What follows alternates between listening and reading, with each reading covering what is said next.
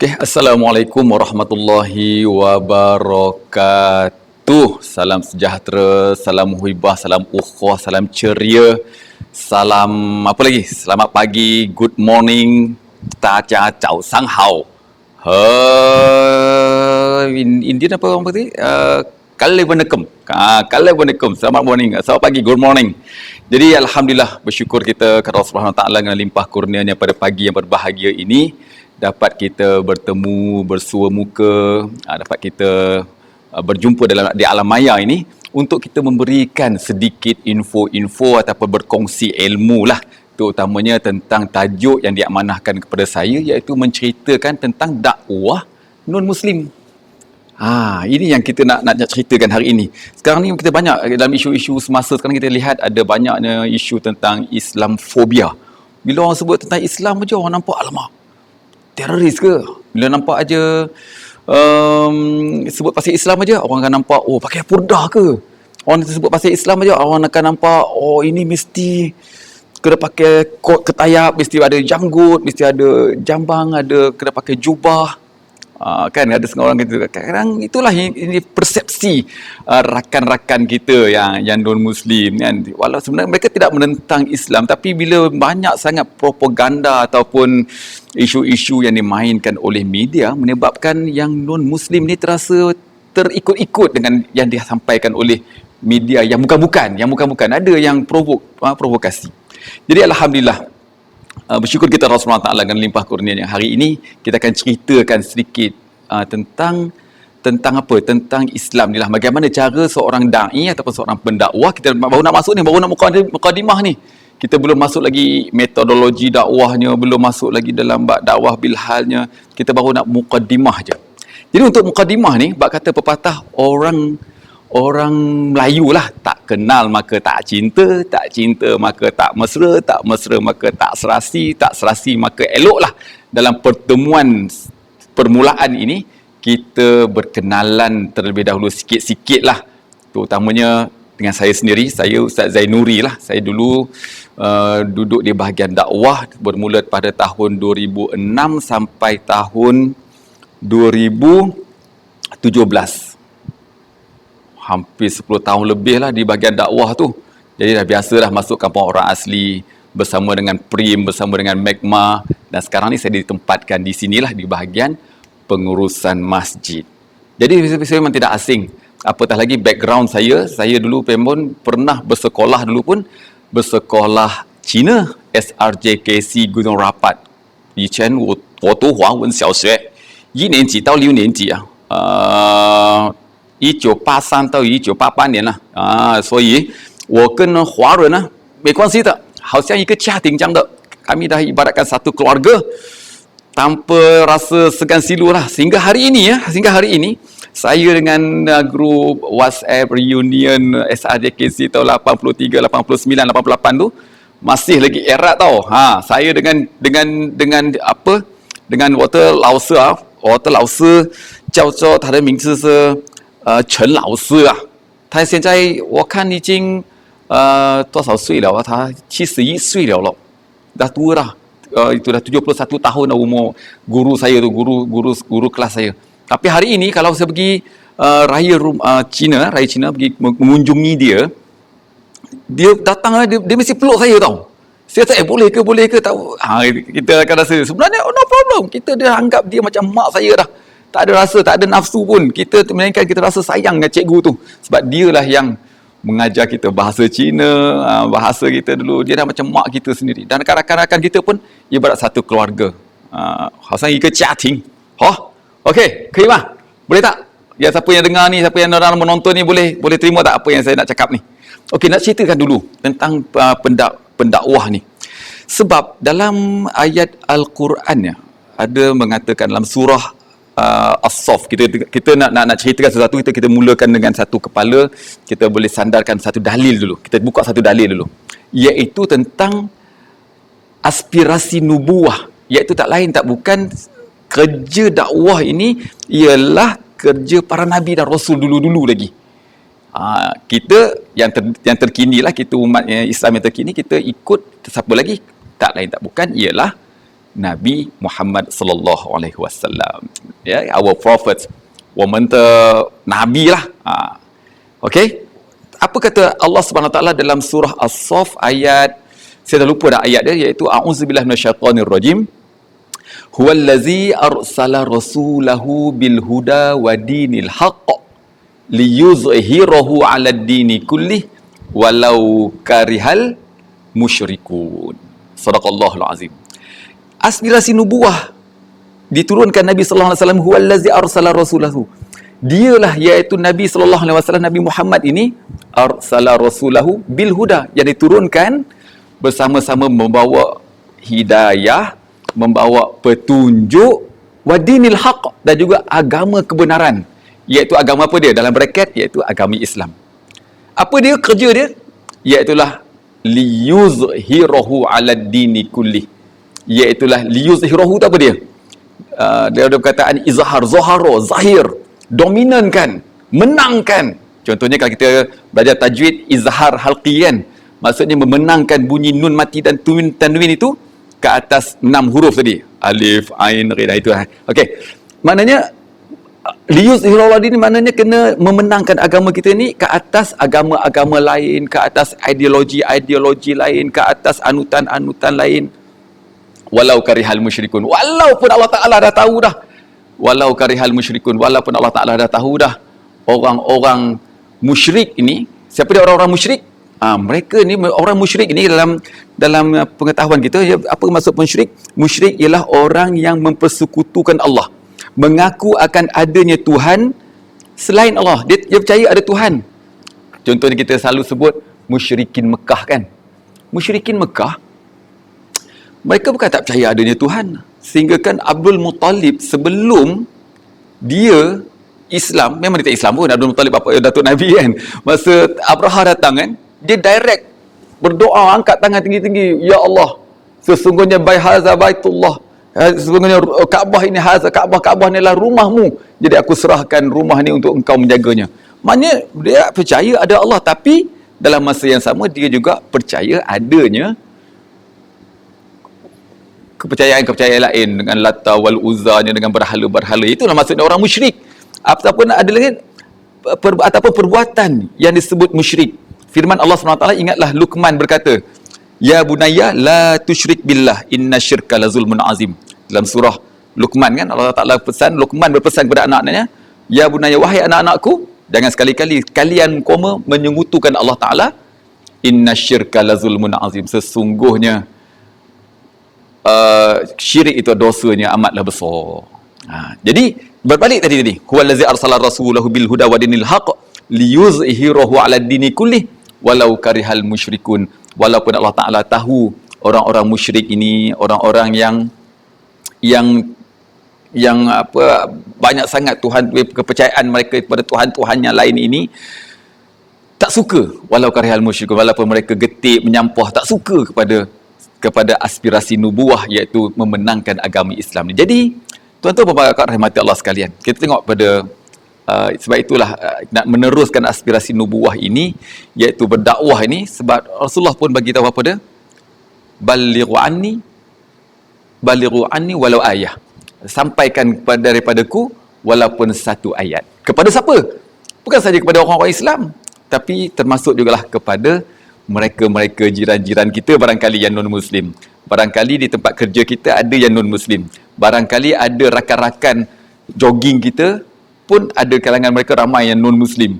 Ataupun rakan-rakan sepermancingan kita pun ada ramai yang non-Muslim. Tapi kita tak pernah pun mengeluarkan kata-kata untuk menarik mereka, untuk mereka mengenali Islam. Tak salah tuan-tuan agak-agak. Contoh, kita boleh cakap, saya ada satu kawan tau， contoh我的邻居我的jiran他是真的好人kadang-kadang saya dengan jiran saya pun segan tau. Kadang-kadang tu saya kata kat dia, lapan, saya panggil dia lapan lah. Biasa kita panggil, bos, macam itulah. Bos, you baik tau. I tak ada rumah, you tolong angkatkan baju waktu hujan. I tak ada rumah, I boleh bagi kunci. Sekarang saya pergi umrah kan, saya suami isteri pergi umrah. Jadi rumah saya ada banyak kucing tau. Sekarang saya bagi kunci tu, saya boleh amanah kat dia. Tolong bagi kucing saya dan I makanlah buang tahi dia pun semua kan. Dia tak ambil upah pun, tapi dia kata, okey no problem, bagi kunci kat dia, tolong. Kepercayaan tu sehingga kan kita dah rapat sangat dengan dia tu. Lapan, kita cakap kan, you baik betul lah, I tengok you sangat baik tau, kalau you masuk Islam lagi baik tau. Tapi kita gelak-gelak lah. Setidak-tidaknya kita cakap macam tu, walaupun dalam keadaan kita gurau, kalau you masuk Islam lagi baik tau, kita cakap dia kan. Setidak-tidaknya nanti sebelum dia tidur ke, bila-bila dia akan ingat kata-kata gitu. Oh, Zainuri cakap tadi kalau masuk Islam lagi baik. Dia mesti terfikir apa maksud kita nak cakap tadi. Akhirnya dia akan tanya, Islam tu macam mana? Okey. Jadi tuan-tuan dan kakak rahmati Allah sekalian, kita tengok ni. Peranan kita adalah sebagai seorang da'i ataupun seorang pendakwah. Pengertian dakwah merupakan satu aktiviti yang sifatnya menyeru.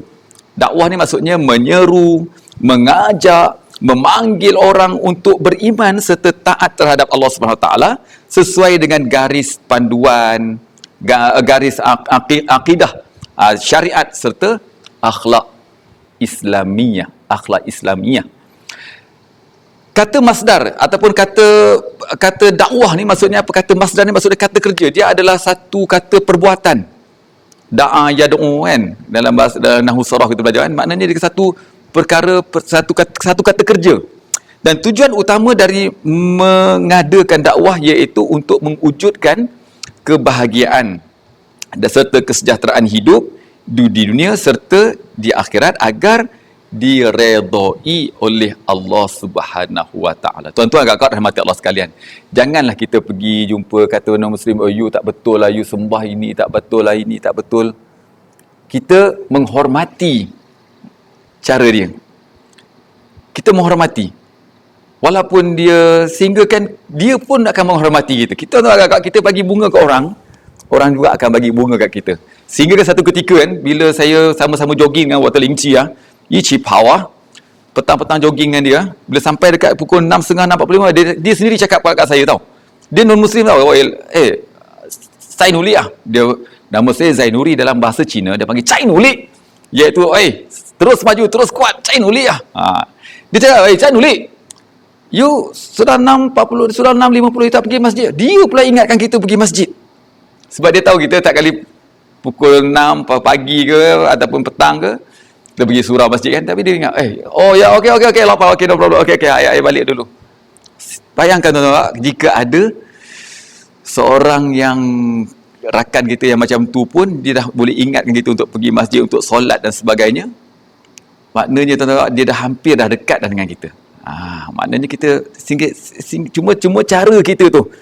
Jadi sebab itu kita kena ada para da'i ni. Kita ni semua adalah pendakwah, kita ni semua adalah da'i. Jangan ingat pendakwah ni mesti ustaz saja, mesti pakai songkok kopiah saja, tak apa.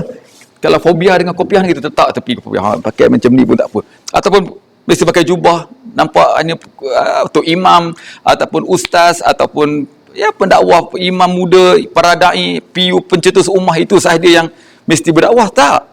Tapi setiap orang kita adalah berperanan sebagai da'i mengikut metodologi masing-masing.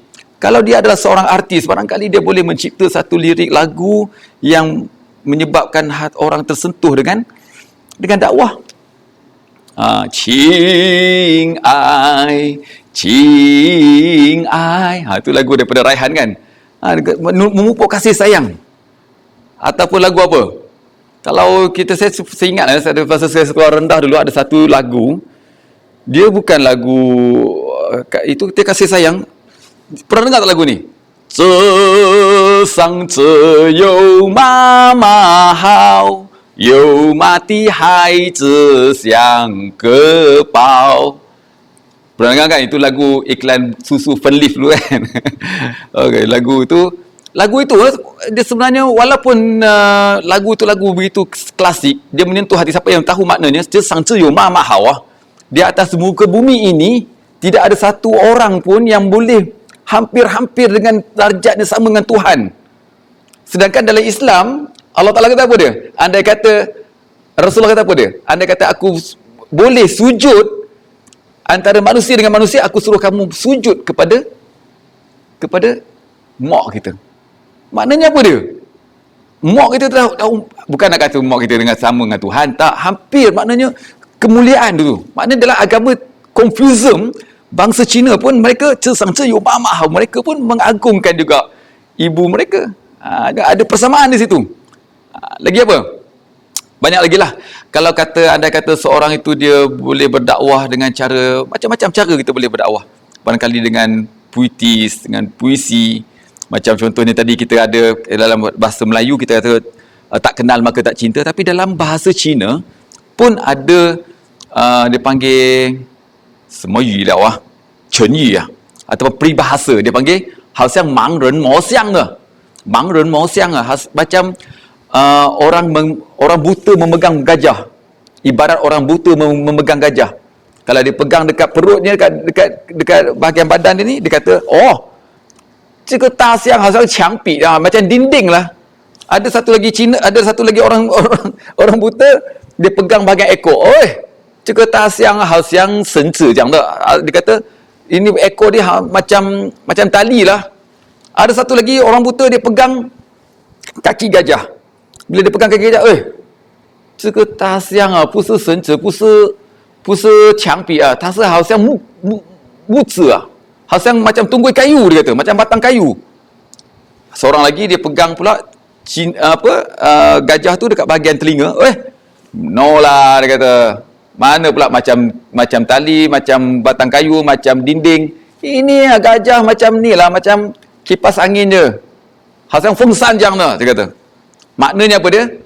Orang yang mangren mo xiang ni, maksudnya orang yang masih belum kenal sepenuhnya. Macam tu juga kita dakwah kepada non-Muslim ini, kita anggap mereka belum kenal keindahan, kecantikan sebenarnya gajah pula sebenarnya agama Islam kita itu. Jadi peranan kita hari ini ialah untuk memperkenalkan, kita sebagai seorang promotor, kita sebagai seorang buat marketing untuk agama kita ini kepada penganut agama lain, non-Muslim, untuk mereka kenal. Tak suruh mereka masuk pun, tapi suruh mereka kenal sahaja dengan cara tak payah kita nak bercakap. Tak perlu sebenarnya untuk kita nak keluarkan, nak masuk internet, nak bercakap, nak berdakwah, nak berpidato untuk mengajak non-Muslim. Memadai dengan cara kita menggayakan cara hidup kita seperti menggayakan cara hidup kita yang diajarkan acuan oleh Nabi sallallahu alaihi wasallam. Saya ada satu cerita. Iaitu kisah tentang Nabi sallallahu alaihi wasallam. Bila Nabi sallallahu alaihi wasallam berhijrah ke Madinah, ada dua orang Madinah lah, orang Madinah Al-Ansari lah, mereka orang Madinah lah, orang Ansar. Bukan Ansar lagi, bukan Islam, dia non-Muslim. Sebelum datang Nabi sallallahu alaihi wasallam, ada dua orang nama Abdullah yang terkenal di kalangan orang-orang Yasrib ataupun di Madinah. Seorang daripada dia nama Abdullah bin Ubay bin Salul. Ini semua orang kenalnya. Nama Abdullah bin Ubay bin Salul ni semua orang kenal. Sebab Abdullah bin Ubay bin Salul ni adalah orang terkenal dengan nama ni adalah bapa munafik. Ada seorang yang nama Abdullah juga. Namanya Abdullah bin Jubair. Jim. Ada satu lagi Abdullah bin Zubair. Abdullah bin Zubair adalah anak kepada Zubair Al-Awwam. Dia adalah daripada orang yang daripada golongan Muhajirin daripada Mekah. Ini Abdullah bin Jubair. Jadi dua-dua Abdullah bin Ubay bin Salul dengan Abdullah bin Jubair ni, mereka ni kononnya telah pun akan dilantik, antara mereka ni akan dicalonkan sebagai pemimpin Yasrib sebelum kedatangan Nabi. Tapi apabila Nabi datang, dua-dua ni jadi PM tepi je. Ataupun tak jadi hasrat mereka nak jadi ketua di Yasrib ataupun di Madinah, tak jadi. Jadi mereka rasa dendam lah, tak puas hati dengan Muhammad. Bila Muhammad datang, jadi chances mereka nak jadi ketua di Yasrib, di Madinah ni tak dapat. Jadi apa yang berlaku? Mereka memang amat memusuhi Nabi. Okey, Abdullah bin Ubay bin Salul tu kita tak tolak ke tepi, kita nak fokus pada Abdullah bin Jubair ni. Jadi satu hari tuan-tuan, bila Rasulullah sallallahu alaihi wasallam tiap-tiap pagi Nabi nak pergi ke pasar, Nabi akan lalu di depan rumah Abdullah bin Jubair. Bila Nabi lalu di depan rumah Abdullah bin Jubair ni akan buang sampah. Kalau tak ada sampah, dia akan buang tulang-tulang unta. Kalau tak ada tulang unta, dia akan cari apa sahaja yang untuk dibuang untuk menyakiti hati Nabi. Bila tiap-tiap hari Nabi lagi balik, dibaling. Ataupun tidak pun di ludahnya. Di ludah Nabi SAW yang berada di hadapan ataupun di bawah rumah dia tu. Jadi satu hari bila Nabi nak pergi ke pasar, lalu depan tu Nabi dah tunggu dah. Tunggu sampah ke tunggu apa. Tak ada. Nabi berhenti. Mana sampah ni? Seolah-olah macam Nabi dah jadi customer, apa panggil? Dah jadi customer tetap dia. Jadi Nabi tunggu. Tak apalah. Nabi pun jalan terus ke pasar dan patah balik. Tunggu lagi. Mana sampah? Tak ada. Tulang unta tak ada. Ludahan pun tak ada. Jadi Nabi tanya kepada jiran-jiran dia di situ kan. Dia tanya, kalian, mana dia orang yang punya rumah ni? Mana dia orang ni? Oh, namanya Abdullah bin Jubair, wahai Muhammad. Dia berkata kepada Nabi SAW. Oh, Abdullah bin Jubair. Mana dia? Entahlah, kata jirannya. Mungkin dia sarang sakit dah nak mampus kot, dia kata. Bila Nabi dengar macam tu, maknanya Abdullah bin Jubair ni pada pandangan masyarakat sekelilingnya, dia adalah seorang yang akhlaknya tak baik lah. Sehingga kan kawan-kawan dia, jiran-jiran pun cakap dah nak mampus kot macam tu. Perkataan yang digunakan tu. Jadi Rasulullah pun kata sakit. Maka dia pun, Rasulullah pun terus bergegas balik ke rumah, bertemu dengan Aisyah.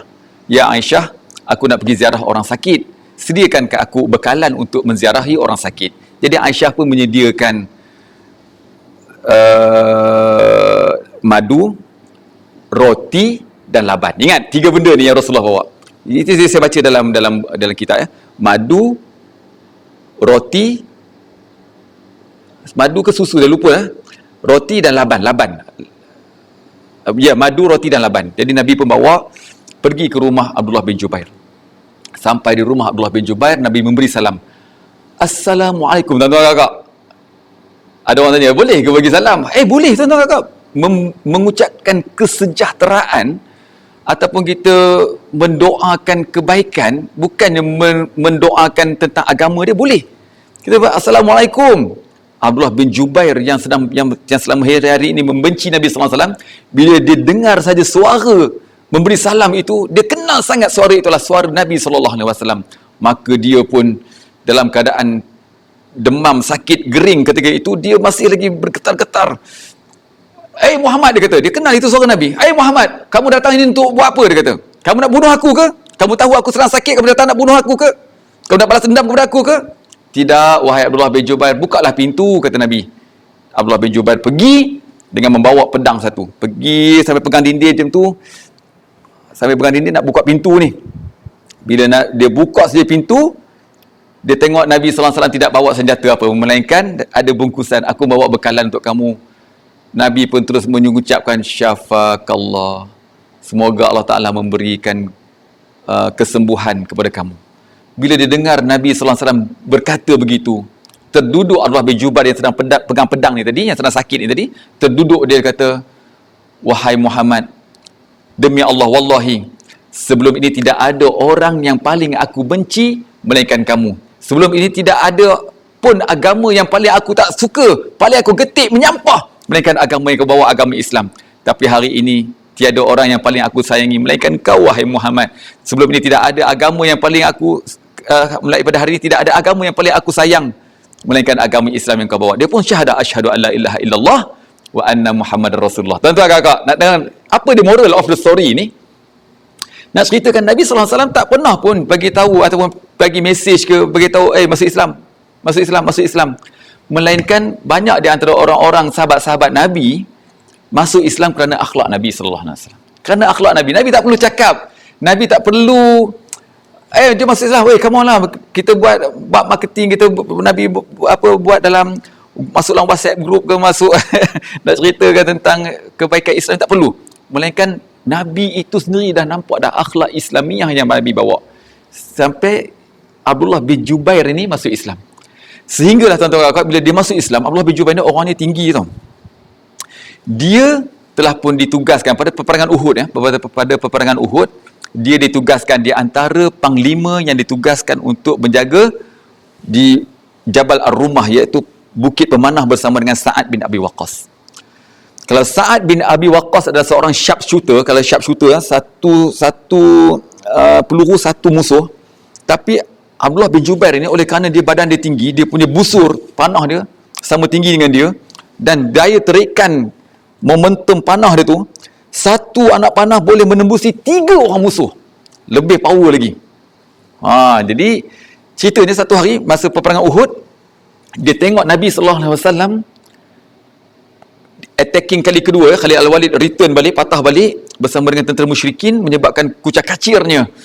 Dan apatah lagi, ada di antara yang berada di Jabal Rumah, mereka tidak ingat pesan Nabi supaya stay, jangan turun daripada Jabal Rumah tersebut, maka berlaku kucak kacir sehingga kan Nabi dikepung oleh musuh. Masa ketika itulah Abdullah bin Jubair juga terpaksa turun daripada bukit Jabal Ar-Rumah untuk membentengi Nabi, sehinggalah ada satu anak panah yang hendak menghala kepada Nabi SAW. Maka ketika itu Abdullah bin Jubair melompat menghadang anak panah itu, sehingga anak panah itu tertembus kena di bahagian dadanya. Maka dia pun jatuh rebah di atas pangkuan Nabi SAW. Waktu dia berada di atas pangkuan Nabi SAW, Abdullah bin Jubair kata apa dia? Wahai Muhammad, wahai ya Rasulullah. Rasulullah bertanya kepada Abdullah bin Jubair, wahai Abdullah bin Jubair, kenapa engkau lakukan begini? Kata, wahai Rasulullah, andai kata yang mati hari ini adalah aku, siapalah aku, biarlah aku mati, tak ada masalah. Tapi kalau yang mati itulah engkau, wahai Rasulullah, sedangkan agama Islam ni masih memerlukan engkau, ya Rasulullah. Masa ketika itu Abdullah bin Jubair jawab lagi, wahai Rasulullah, bukankah dulu aku pernah menyakiti kamu? Maka Rasulullah kata, uskut ya Abdullah bin Jubair, uskut ya Abdullah, diam, tutup mulut kamu, jangan cakap. Nabi kata apa? Nabi melarang kita mengungkit balik kisah jahiliah dia dulu. Jangan cerita keburukan. Kan ada orang yang telah pun hijrah, saya ni, awak ni pun dulu adalah mak pit, awak dulu mak rempit, tak payah cerita dah tentang keburukan kita. Saya ni dulu bosnya, saya ni dulu bos dia, tak perlu cerita dah. Kalau dia telah berhijrah, dah tinggalkan. Tak payah dia nak diulangkan, membuka pekung di dada, tak perlu.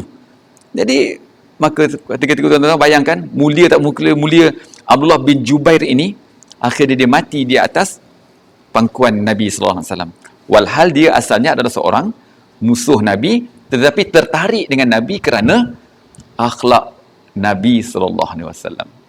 Jadi tuan-tuan rahmati Allah sekalian, walau bagaimanapun apabila kita menceritakan tentang maknanya sebagai seorang pendakwah, sebagai seorang da'i, sebagai seorang apa sahajalah untuk menyeru ke arah kebaikan ini, yang pertama sekali kita kena cakap serupa bikinlah. Sebab itu dalam surah As-Saff juga, dalam surah As-Saff ayat yang kedua dan ketiga kata saya, kata apa? Ya a'udzubillahi minasyaitonir rajim, ya ayyuhallazina amanu lima taquluna ma la taf'alun. Wahai orang-orang yang beriman, kenapa engkau kata kepada Allah Taala, kalau Allah kata kepada kita, kenapa ya ayyuhallazina, wahai orang-orang yang beriman, lima taqulu nama la taf'alun. Apa hal mukoma ni? Suruh orang buat tapi kamu tak buat apa yang kamu cakap. Kamu cakap tak suka bikin. Sambung ayat tu apa dia? Kabura maqtan indallahi an taqulu ma la taf'alun. Amatlah besar, getik, menyampah kemurkaan Allah SWT kepada orang yang hanya pandai bercakap tapi dia tak boleh, dia tak buat pun. Jadi kita sebagai pendakwah, sebagai pendai ni, yang pertama sekali akhlak kita itu. Biar kita tunjukkan akhlak Islamiah. Tak salah kita nak bersosial, tak salah kita nak pergi berjogging, berlari bersama dengan rakan-rakan non-Muslim, tak ada. Tapi kita tahu batas-batas dia. Kita tak salah untuk kita mengetih dengan kawan-kawan, dengan jumpa reunion, pergi kongsi facai, pergi makan sekali. Ada makan babi, tak apalah, kita makan benda yang halal. Kita makan kacang contohnya. Kita minum air dalam tin, bukan kasba lah. Coca-Cola ke, Orange ke, tak ada masalah. At least kita ambil hati, mendekatkan diri kita dengan mereka. Jangan kita menghukum dan kita menjauhi kita daripada kita sendiri yang menjauhi kita daripada mereka, tapi kita cuba mendekati dan memenangkan hati mereka itu. Ya tuan-tuan, perempuan dan kakak rahmat Allah sekalian, saya rasa untuk sesi pengenalan yang pertama ini, sebagai mukadimah ni tentang dakwah ni, kita akan masuk lagi lepas ini tentang, insyaAllah pada minggu hadapan ke, tentang fiqhud dakwah. Fiqhud dakwah ataupun ilmu-ilmu dakwah ni lah, ataupun dakwah bilhal, di mana fiqhud dakwah merupakan satu ilmu yang memahami mengenai aspek hukum, tata cara yang menghubungkan dengan dakwah. Maka dari itu para mubaligh ni apa dia? Penyampai ni, kita lah penyampai ni tidak hanya faham mengenai tentang kebenaran saja, tapi kita kena ada art ataupun ada seni dakwah tu kena ada. Macam mana dia panggil, kita kena ada kreativiti. Kita kena kreatif. Dakwah ni, janganlah dakwah ni bila nak dakwah je mesti dekat dalam masjid. Bila nak ceramah je kat masjid. Kita boleh dakwah saja di mana-mana, kaki-kaki lima pun boleh. Sambil basking, sambil kita menyanyi. Stop basking sekejap, kita 5 minit bagi tausiah sikit, kemudian menyanyi balik, kemudian kita bagi tausiah sikit. Mana ini pun salah satu jalan dakwah. Sebagai pengacara majlis contohnya, boleh MC majlis kenuri kenara, kita boleh ceritakan tentang macam-macam. Nanti kita akan masuk, insyaAllah ini sebagai gimmick, kita akan jumpa lagi pada minggu hadapan, insyaAllah. Wallahu alam. Yang baik itu daripada Allah SWT, yang buruk juga daripada Allah SWT. Tetapi melalui kelemahan diri saya sendiri, saya mohon ampun dan maaf. Tingkatkan prestasi, kurangkan kontroversi, tunaikan amanah seikhlas hati, berdakwahlah dengan penuh integriti agar rezeki kita diberkati, hidup kita diredai. Semoga kita bertemu di jannah nanti. Ila liqa. Ma'assalamah wabillahi taufiq wal hidayah. Wassalamualaikum warahmatullahi wabarakatuh. Dan selasih ubi kayu. Terima kasih. Thank you. Sia-sia tacha. Cai Cian. Jumpa lagi.